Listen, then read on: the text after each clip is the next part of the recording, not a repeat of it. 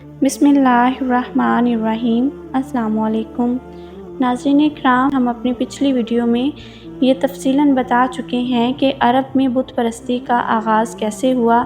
آج کی ویڈیو میں آپ یہ جانیں گے کہ ہمارے پیارے نبی صلی اللہ علیہ وآلہ وسلم نے دور جاہلیت میں کیسے زندگی بسر کی اور کس طرح خود کو گناہوں سے بچائے رکھا۔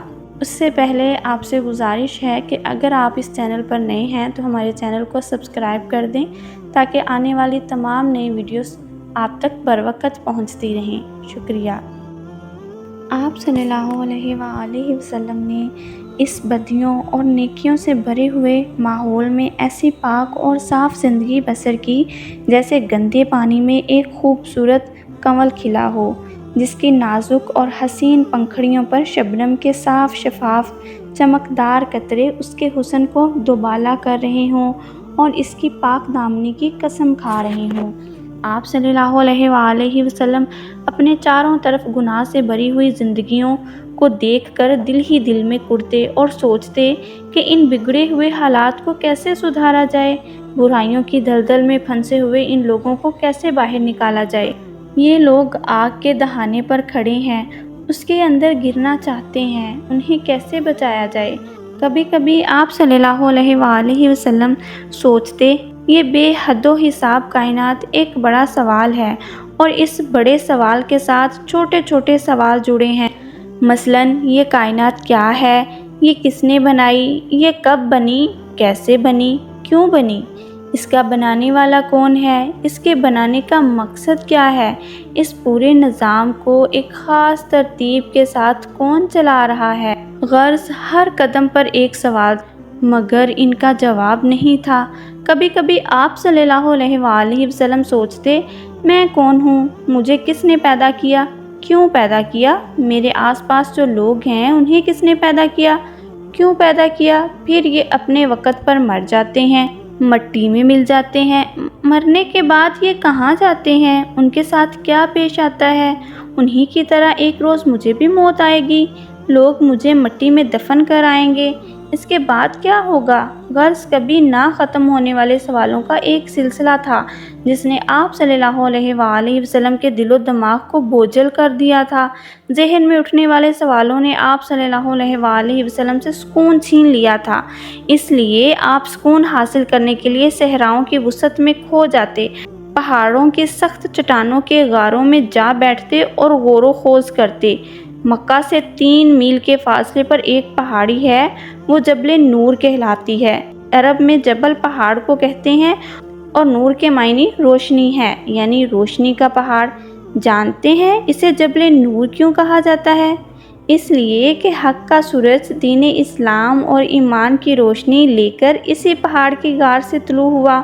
یہ پہاڑ سطح سمندر سے 2000 فٹ اونچا ہے اور اس کی بلندی پر قدرت نے ایک ایسا غار بنایا ہے جیسے کسی نے پتھروں کو ملا کر ایک کمرہ بنا دیا ہو۔ اس کمرے کی چھت اتنی اونچی ہے کہ ایک آدمی آسانی سے کھڑا ہو سکتا ہے، اس کی لمبائی اتنی ہے کہ ایک آدمی آسانی سے پیر لمبے کر کے سو سکتا ہے، اور چوڑائی اتنی ہے کہ بآسانی دائیں بائیں کروٹ لے سکتا ہے۔ قدرتی طور پر اس کی چھت ایسی ہے کہ اندر دھوپ نہیں آ سکتی، اور اگر بارش ہو جائے تو پانی اندر نہیں آ سکتا۔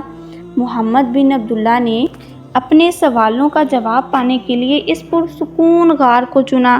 یہاں سے آپ کو اللہ کا گھر صاف دکھائی دیتا تھا۔ سوچنے، سمجھنے، غور و خوض کرنے کے لیے سکون ملتا اور تنہائی میسر آتی۔ آپ صلی اللہ علیہ وآلہ وسلم اپنے ساتھ 2-3 دن کا کھانے پینے کا سامان لے جاتے اور دن رات میں ہی رہتے اور آنکھیں بند کیے سوچتے۔ جب کھانے پینے کا سامان ختم ہوتا تو گھر آتے، کھانے پینے کا سامان لیتے اور غار حرا کا رخ کرتے، اور وہاں پہنچ کر پھر غور و فکر کی دنیا میں کھو جاتے۔ آپ صلی اللہ علیہ وآلہ وسلم سے سوال کیا گیا کہ غار حرا میں آپ صلی اللہ علیہ وآلہ وسلم کی عبادت کیا تھی؟ آپ صلی اللہ علیہ وآلہ وسلم نے جواب دیا، غور و فکر کرنا اور عبرت حاصل کرنا۔ ایک مغربی مورخ کارلائل آپ صلی اللہ علیہ وآلہ وسلم کی عبادت کی کیفیت کو یوں بیان کرتا ہے، سفر و حضر میں ہر جگہ محمد صلی اللہ علیہ وآلہ وسلم کے دل میں ہزاروں سوال پیدا ہوتے۔ میں کیا ہوں؟ یہ بے حد و حساب پھیلی ہوئی کائنات کیا ہے؟ نبوت کیا ہے؟ میں کن باتوں کو مانوں اور کن باتوں کو نہ مانوں؟ کیا کوہ ہرا کے سخت پتھر، کوہ طور کی اونچی اونچی چوٹیاں، یہ بے حد و حساب پھیلا ہوا صحرا، تاریخ کے کھنڈرات، کیا کسی نے ان سوالوں کا جواب دیا ہے؟ نہیں، ہرگز نہیں، بلکہ یہ گردش کرتے ہوئے زمین و آسمان اور سیارے، یہ بدلتے ہوئے موسم، یہ چمکتے دھمکتے ستارے، گرجتے برستے بادل، چمکتی گڑکتی بجلیاں، کوئی ان سوالوں کا جواب نہیں دے سکا۔ سیرت اور تاریخ لکھنے والوں نے آپ صلی اللہ علیہ وآلہ وسلم کی عبادت کے اس طریقے کو تحنس یا تحنف کہا۔ تحنس کے معنی ہے اپنے آپ کو اللہ کی خدمت کے لیے وقف کرنا۔ گویا آپ صلی اللہ علیہ وآلہ وسلم سوچتے کہ میں انسانیت کی خدمت کے لیے کیا کر سکتا ہوں، گناہوں کی دلدل میں پھنسے ہوئے لوگوں کو باہر کیسے نکال سکتا ہوں۔ اے مجھے پیدا کرنے والے، مجھے بتا کہ میں تجھے کس طرح پہچان سکتا ہوں، تیرے بندوں کی خدمت کیسے کر سکتا ہوں۔ یہ آپ صلی اللہ علیہ وآلہ وسلم کی عبادت تھی، اسی کا نام تحنس تھا۔ گمراہی کے راستے سے ہٹ کر سیدھے راستے پر چلنے والے کو حنیف کہتے ہیں، اسی سے گمراہی کے راستے سے ہٹ کر اسی سے تحنف بنا۔ گویا آپ صلی اللہ علیہ وآلہ وسلم غور کرتے کہ یہ لوگ غلط راستے پر چل رہے ہیں، انہیں سیدھے راستے پر لانے کے لیے مجھے کیا کرنا ہوگا۔ قاضی محمد سلیمان منصور پوری اپنی کتاب رحمت للعالمین جلد اول صفحہ 53 پر لکھتے ہیں کہ نبی بنائے جانے سے 7 سال پہلے آپ صلی اللہ علیہ وآلہ وسلم کو ایک روشنی اور چمک دکھائی دیتی۔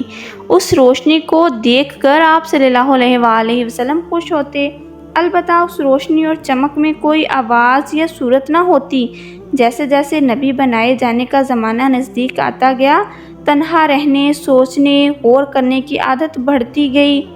شبلی نعمانی سیرت النبی صلی اللہ علیہ وآلہ وسلم جلد اول میں لکھتے ہیں، یہ نبوت کا دیباچہ تھا۔ ان دنوں آپ صلی اللہ علیہ وآلہ وسلم جو بھی خواب دیکھتے وہ سچ ثابت ہوتا۔ اب اس کا وقت آ پہنچا تھا، اب وہ کام ہونا تھا۔ زمین تیار کرنا، نخل حق کا بیج بونا تھا۔ قدرت نے سرزمین عرب میں حق کا جو بیج بویا، وہ کھجور کا درخت کس طرح بار آور ہوا، کیسے ثمر بار ہوا، اس کے بارے میں انشاءاللہ تعالی آپ بہت جلد سیرت سیریز کی اگلی ویڈیو میں جانیں گے۔ ویڈیو دیکھنے کا بہت بہت شکریہ۔ اگر آپ کو سیرت سیریز سے متعلق میری یہ کوشش پسند آ رہی ہے تو ویڈیو کو لازمی لائک کر دیں اور کومنٹس سیکشن میں اپنی رائے کا اظہار لازمی کیجیے گا۔ شکریہ۔